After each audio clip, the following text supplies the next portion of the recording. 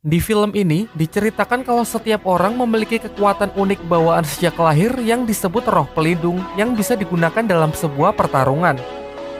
Tingkat kekuatan roh pelindung dari masing-masing orang pun bervariasi, tergantung garis keturunan dan bagaimana roh pelindung tersebut dilatih.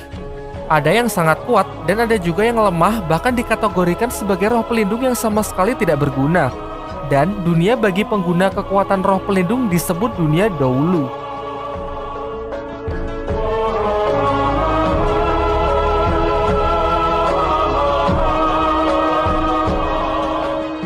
Sekarang kita masuk ke ceritanya. Berkisah tentang seorang pemuda yang sering bermimpi aneh, di mana dalam mimpi itu ia berada di sebuah padang rumput perak dengan diikuti suara wanita yang selalu memanggil-manggil namanya. Pemuda ini bernama Tangsan, anak seorang pandai besi yang hidup di sebuah desa bernama Desa Roh Mulia. Di desa tersebut ia hanya tinggal dengan ayahnya karena sang ibu sudah meninggal saat ia masih kecil. Di sela-sela kerjanya, ia menyempatkan diri untuk mempelajari buku kuno pemberian ayahnya yang mengajarkan berbagai macam jutsu. Salah satunya adalah mata iblis ungu yang memungkinkan penggunanya untuk melihat gerakan secepat apapun.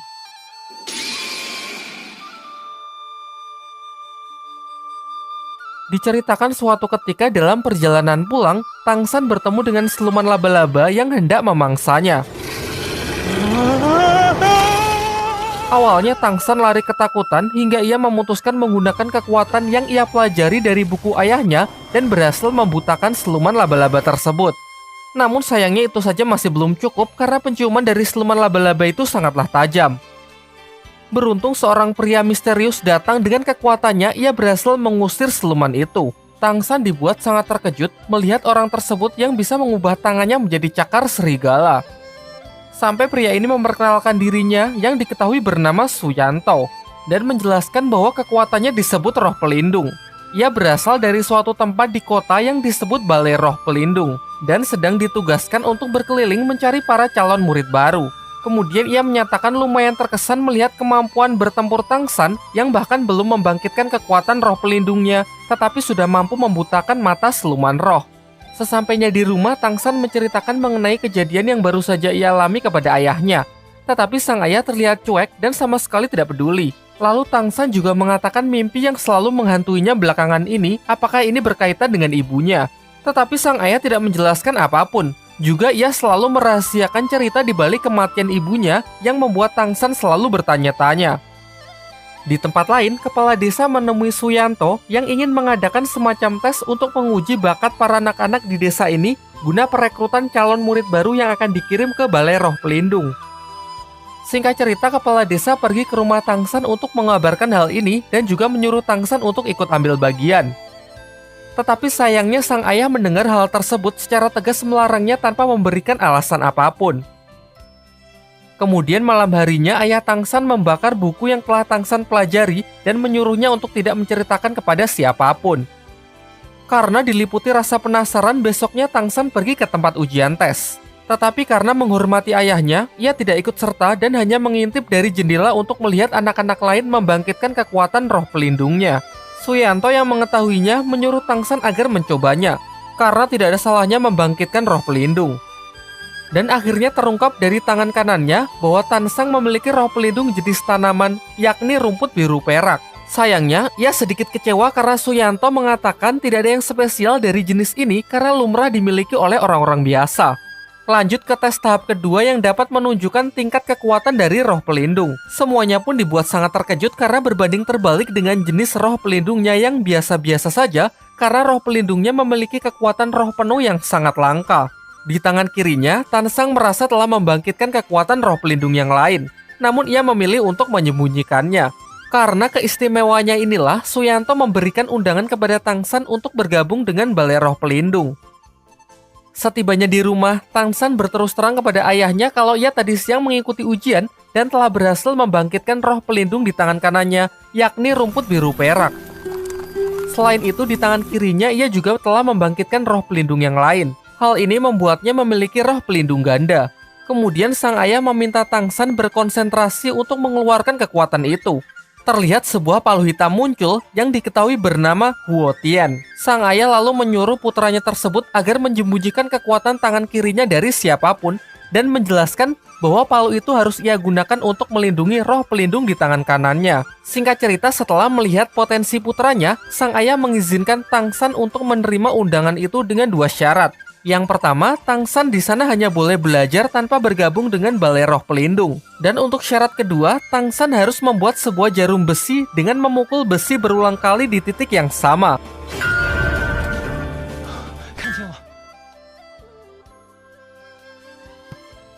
Singkat cerita, dengan kerja kerasnya menempa besi itu berhari-hari, Tang San berhasil membuat jarum besi tersebut. Dan akhirnya dengan ditemani kepala desa, ia pun berangkat memenuhi undangan tersebut ke kota Naoding.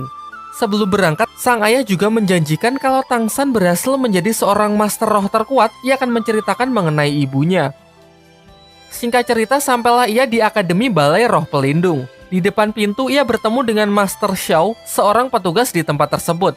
Tang San lalu menunjukkan kekuatan roh pelindungnya, yaitu rumput biru perak, namun Master Xiao terlihat kurang tertarik. Di sana ia juga bertemu dengan siswa lain yang diketahui anak wali kota di kota tersebut, dan asistennya yang juga menjadi siswa di akademi ini. Sempat terjadi pertikaian di antara mereka karena anak wali kota ini benar-benar sombong. Tang San lalu menceritakan kalau ia menerima undangan dari Suyanto karena memiliki kekuatan roh penuh yang sangat spesial. Mendengar hal itu, Master Xiao mengejarnya dan mulai menunjukkan ketertarikannya dengan Tang San. Ia kemudian menyuruh Tang San untuk menunjukkan tangan kirinya karena berdasarkan penelitiannya ia berteori kalau pemilik jenis roh pelindung rumput biru perak memiliki roh pelindung ganda. Tetapi Tang San langsung menyangkalnya dengan mengatakan kalau ia hanya memiliki 1 jenis roh pelindung. Kemudian Master Xiao berbaik hati mengantar Tang San menuju asramanya. Di perjalanan, ia menceritakan bahwa diharuskan bagi siswa baru untuk membunuh kelinci demi melatih keberanian membunuh. Karena untuk menjadi seorang master roh nantinya akan membunuh roh siluman demi mendapatkan cincin roh yang berguna meningkatkan kekuatannya. Tetapi Tang San yang tidak setuju dengan hal itu pergi untuk membebaskan kelinci-kelinci itu. Menurutnya membunuh tanpa alasan yang jelas adalah bentuk penyiksaan. Kekuatan sejati bukan untuk membunuh, melainkan untuk melindungi. Ia menentang anak wali kota yang membuat hubungan mereka semakin memanas. Terlihat dari kejauhan, seorang gadis bernama Xiaowu juga merupakan siswa baru, mengamati mereka dan cukup terkesan dengan sikap baik hati Tang San. Setibanya di asrama, Tang San bertemu dengan siswa baru yang bernama Hua Sheng yang memiliki kekuatan roh pelindung harimau. Ia mengklaim kalau dirinya adalah yang terkuat sehingga ia sangat layak menjadi ketua asrama.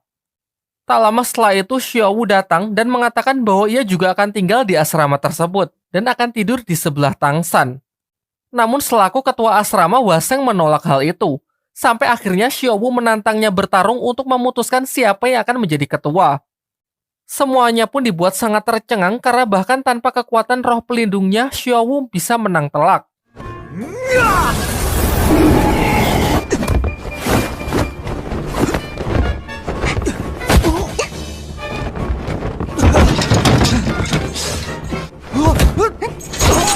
Menyaksikan hal itu, seisi asrama pun mengakuinya sebagai ketua yang baru.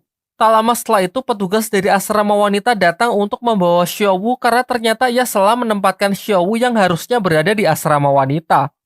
Singkat cerita, Tang San pergi menemui seorang pandai besi di dekat sana untuk melamar pekerjaan mengingat finansialnya yang kurang baik. Di sini Tang San langsung menunjukkan kemampuan menempa besinya yang nampak sangat profesional sehingga ia pun diterima untuk bekerja di tempat tersebut. Malam harinya sepulang kerja, Tang San kembali ke asrama untuk beristirahat. Namun tiba-tiba Xiaowu yang menyelinap datang dan tidur di sebelahnya. Tang San yang terlihat kelelahan karena sudah bekerja seharian mengabaikan hal tersebut dan hanya menganggapnya sebagai mimpi belaka.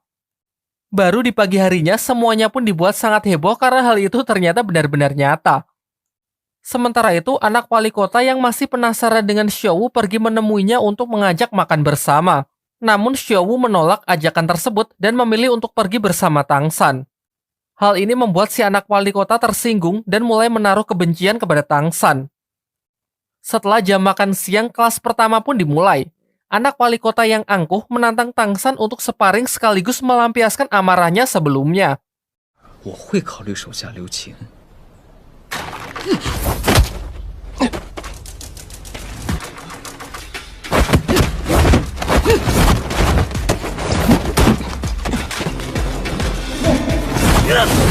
Akan tetapi, ia justru dipermalukan karena Tansang yang terlihat lebih unggul berkat hasil latihan di desa menggunakan buku pemberian ayahnya. 就像是把自己的展开一样。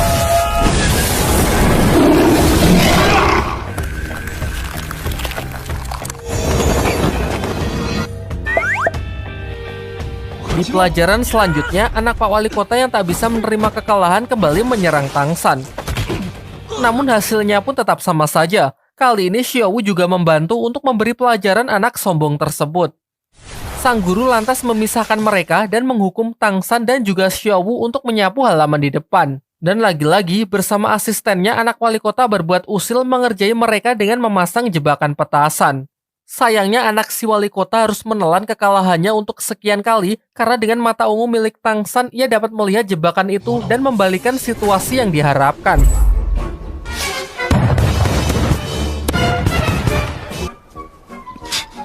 Kembali ke dalam kelas, semua siswa menunjukkan kekuatan roh pelindungnya masing-masing.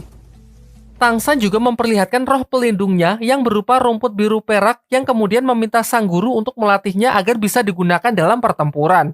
Namun sang guru malah mengatakan kalau roh pelindung rumput adalah roh pelindung terlemah yang sama sekali tidak berguna dalam pertempuran. Lantas ia pun menyarankan Tangsan untuk menjadi master teori saja untuk menjadi seorang guru. Merasa tak puas dengan jawaban itu, Tangsan pergi menemui Master Xiao untuk meminta pendapatnya. Dan benar saja, Master Xiao memiliki pandangan berbeda dengan mengatakan tidak ada roh pelindung yang tidak berguna, yang ada hanya penggunanya saja yang tidak bisa memaksimalkan kekuatan roh pelindungnya. Ia kemudian menyarankan Tangsan agar berkonsentrasi untuk mengamati karakteristik dari roh pelindungnya.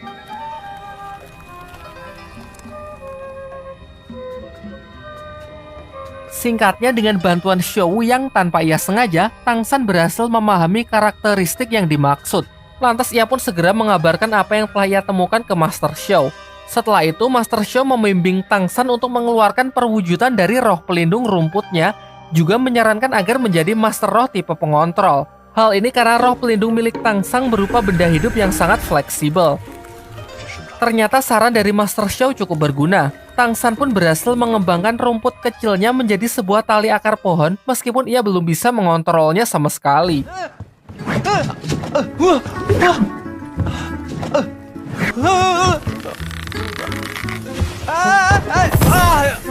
Keesokan harinya, Tangsan dan Xiaowu pergi ke akademi untuk menghadiri acara pemilihan perkumpulan ketua Master Roh Akademi. Di perjalanan, perhatian mereka dialihkan dengan arak-arakan heboh yang diketahui rombongan yang mengawal sang wali kota. Xiaowu sangat geram melihat kelakuan rombongan tersebut yang sangat barbar merusak apapun yang mereka lewati. Bukankah sebagai seorang pemimpin harus mencerminkan sikap baik dan peduli terhadap rakyatnya? Namun di sini yang terlihat sangatlah berbeda. Singkat cerita, mereka pun sampai di akademi. Namun sayangnya mereka tidak tahu kalau acara tersebut dimajukan dan sudah selesai dengan menjadikan anak Pak Wali Kota sebagai ketua perkumpulan Master Roh di akademi. Tangsan yang melihat pergerakan mencurigakan lantas mengikutinya dan berhasil menyelinap. Di sanalah tempat si anak wali kota yang sedang menyerap kekuatan cincin roh dari seekor siluman roh yang telah ditangkapkan untuknya. Memang di dunia dahulu, diharuskan bagi setiap master roh untuk mendapatkan cincin roh guna menaikkan levelnya. Cincin roh sendiri didapat dari hasil membunuh seekor siluman roh. Meskipun anak wali kota itu bisa dikatakan curang karena ia tidak berburu siluman roh sendiri.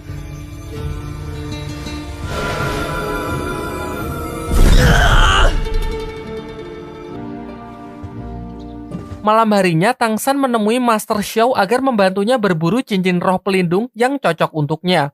Singkatnya, Master Xiao bersedia untuk membantu. Ia kemudian mengeluarkan roh pelindungnya yang ia panggil Lao Shipao yang berwujud anjing berhidung babi untuk ditukarkan dengan tiket masuk hutan berburu. Diketahui bahwa hutan berburu merupakan tempat tinggal dari banyak siluman roh. Di perjalanan, Master Xiao mengatakan kalau transaksi ini hanyalah sebuah trik, karena roh pelindungnya pasti akan kembali tak peduli dimanapun ia ditinggalkan. Singkat ceritanya lagi, mereka pun diperbolehkan masuk setelah menunjukkan tiket mereka kepada para petugas yang berjaga di depan gerbang. Terlihat juga Tangsan membawa gerobak berisi banyak lobak yang Master Xiao katakan akan berguna di dalam hutan. Di waktu yang bersamaan, anak wali kota datang ke asrama untuk mencari Tangsan berniat menantangnya. Namun Tangsan tidak ada di sana. Dan ia mendapatkan informasi kalau Tang San sedang berada di hutan berburu untuk mencari siluman roh. Bersama asistennya ia pun bergegas menyusulnya. Kembali ke hutan berburu, saat sedang beristirahat, mereka sudah disambut oleh serangan siluman roh yang berwujud serigala hitam. Master Xiao lalu membunuhnya dan menjelaskan bahwa warna dari setiap cincin roh menunjukkan usia dari siluman roh tersebut, di mana umur puluhan tahun berwarna putih, ratusan tahun berwarna kuning, ribuan tahun berwarna ungu, puluhan ribu tahun berwarna hitam, dan ratusan ribu tahun berwarna merah. Semakin tua usia siluman roh, maka semakin kuat pula kekuatan dari roh cincin pelindungnya. Namun ada batasan tertentu seseorang bisa menyerap kekuatan dari cincin roh. Maksudnya, jika seseorang menyerap cincin roh di luar batas kemampuan tubuhnya, maka tubuhnya akan hancur. Sementara itu, anak wali kota beserta rombongannya juga sudah sampai di hutan berburu menggunakan tanda bangsawannya yang membuat ia bisa masuk keluar sesuka hatinya. Kembali ke hutan berburu, saat sedang beristirahat, mereka dikejutkan dengan kemunculan Xiao Wu yang sedari awal bersembunyi di gerobak Tang San. Di tengah obrolan mereka, serigala hitam yang sebelumnya dikalahkan kembali datang dengan jumlah yang cukup banyak untuk menyerang mereka. Xiao Wu pun kemudian mengajak Tang San lari dan sengaja berpisah dengan Master Xiao karena ia curiga kalau Master Xiao hanya memanfaatkan Tang San sebagai bahan penelitiannya tentang teori cincin roh. Sementara itu, anak wali kota beserta rombongannya juga sudah sampai di hutan berburu. Di sana ia pun berhasil menemukan Tang San dan Xiao Wu yang sudah terpisah dari Master Xiao. Si anak wali kota yang sangat membenci Tang San karena selalu mempermalukannya di depan umum mengancam akan membunuhnya. Namun ia memberinya pilihan. Jika Tang San menyerahkan Xiao Wu dan bersedia menjadi bawahannya, maka ia akan memaafkannya dan melupakan semua yang telah terjadi. Pilihan Tang San pun sudah jelas. Ia pun melakukan perlawanan meskipun kalah dari segi jumlah. Tiba-tiba di tengah kericuhan mereka, Lao Xingpo, roh pelindung milik Master Xiao, muncul dari semak-semak yang diikuti roh siluman ular yang diperkirakan berusia ratusan tahun.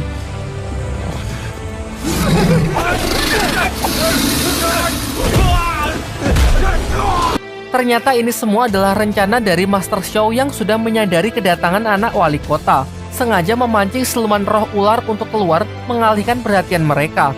Karena merasa takut, anak wali kota pun bersama pasukannya terpaksa mundur dari amukan roh siluman ular tersebut.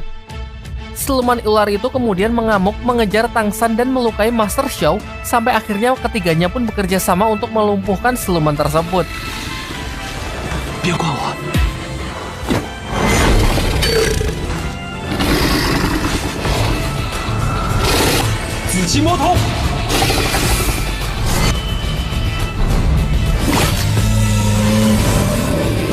Master Xiao lalu menyuruh Tang San untuk menyerap cincin roh dari sang siluman ular tersebut. Karena berdasarkan teorinya, tubuh Tang San cukup mampu untuk menampung kekuatan siluman roh berumur 400 tahun.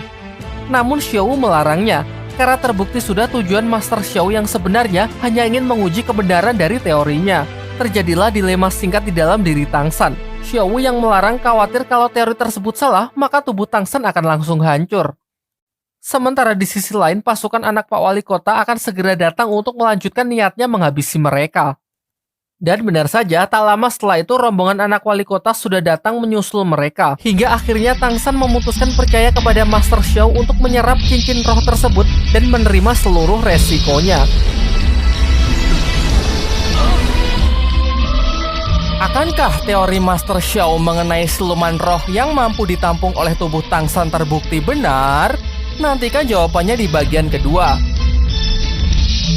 Agar tidak ketinggalan ceritanya, jangan lupa subscribe dan bunyikan lonceng notifikasinya ya. Belajar jadi YouTuber yang baik dan benar. Mohon dukungannya dengan subscribe. Tolonglah.